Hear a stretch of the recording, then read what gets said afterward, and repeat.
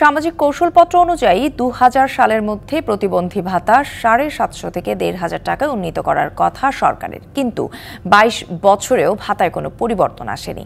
সকালে অটিজম দিবস উপলক্ষে রাজধানী শাহবাগে জাতীয় জাদুঘরের সামনে মানববন্ধন থেকে এ নিয়ে ক্ষোভ জানান বিশেষ চাহিদা সম্পন্ন ব্যক্তিরা। এ সময় সরকারি বেসরকারি চাকরিতে অন্তর্ভুক্তির নীতিমালাও চান তারা। সামাজিক নিরাপত্তা কৌশলপত্র অনুযায়ী ২০২০ সালের মধ্যে প্রতিবন্ধী ভাতা ১৫০০ টাকা করার কথা ছিল, কিন্তু ৭৫০ টাকায় আটকে আছে সেই অঙ্ক।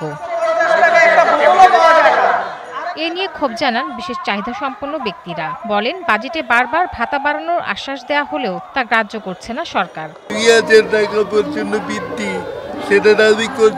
সরকারের অনেক পর্যায়ে দেখি আমরা অনেকের ভাতা বাড়ে, কিন্তু আমাদের সেই ৭৫০ টাকা আজকে দীর্ঘ অনেক বছর ধরে চলতেছে। সরকারি খাতে কর্মসংস্থানের জন্য এখনো নীতিমালা তৈরি না হওয়ায় অসন্তোষের কথা জানান তারা।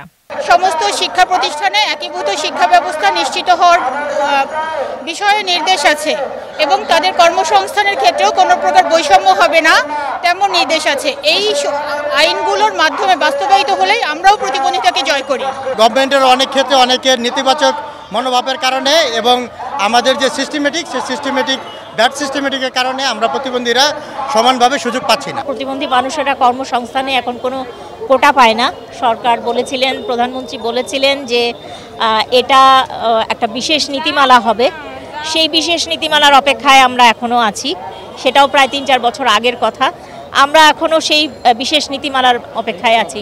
প্রতিবন্ধী সংবেদনশীল বাজেট বাস্তবায়নে মন্ত্রণালয় ভিত্তিক বরাদ্দ বাড়ানোর তাগিদ দেন বিশেষ চাহিদা সম্পন্ন ব্যক্তিরা। Tahsina Jessy, DBC news, Dhaka.